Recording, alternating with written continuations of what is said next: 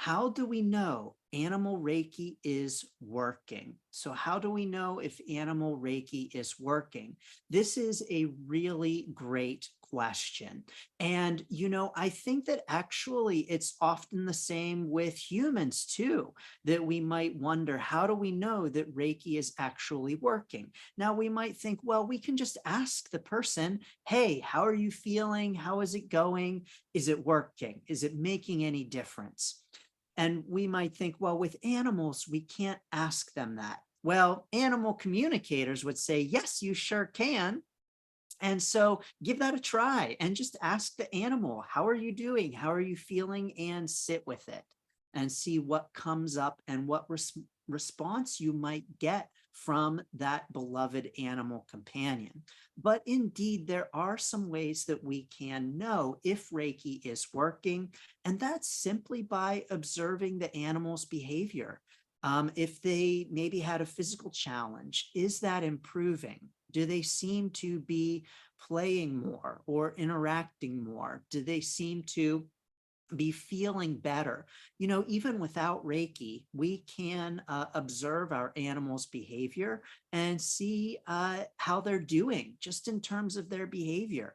I'll give, for instance, with my own animal companions, the other day, I was going to give my kitties, I have 3 cats that I took in as strays in November. It was a mother and her 2 kittens that she brought to my back door.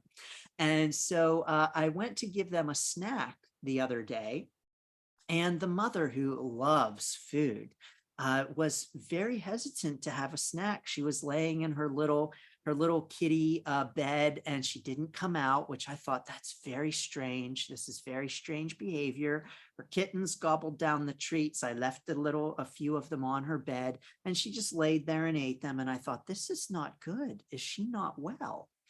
And then it came time for dinner, and usually everybody is going crazy. It's dinner time. Oh boy, time to eat.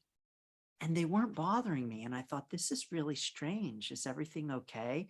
And I grabbed their food, went down into the basement, and oh, no, they had gotten into the dry food. I mixed dry food and wet food. They had gotten into the dry food, torn off the lid, and they were not begging me for food because they weren't hungry. But so that's just observing the animal's behavior. We know our animal companions and we know their typical behavior. And so when we send Reiki to our animal companions and we want to know if it's working, all we really need to do is just observe their behavior. And if things seem to be improving, if their behavior seems different, then we can note that. Now, is that always because of Reiki? No. So they may be improving or doing better because they got some treats or whatever, because they ripped off the lid to the food and were chowing down all day without you knowing it.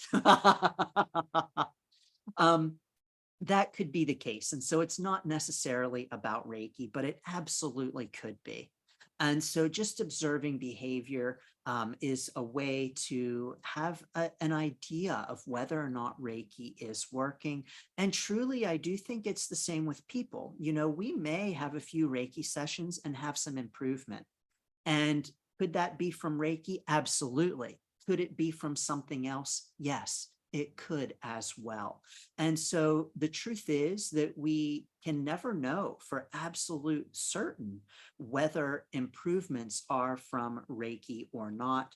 Simply observing and continuing to send is just a way to see if there is any improvement. So just like with people, we can't know for absolute certain if indeed it was Reiki that improved the experience. So sending lots of blessings and best wishes to animals everywhere, and continue to send, because the truth is, it sure is not going to hurt. So no matter how you're sending Reiki, no matter what amount of Reiki, it's not going to hurt the animal. And if the animal is not interested, they'll let you know. They'll walk away. They'll, give a no thanks.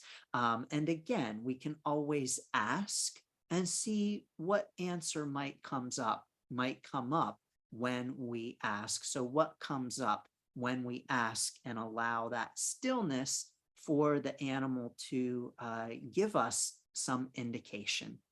So sending lots of blessings and best wishes to animals everywhere. Thank you.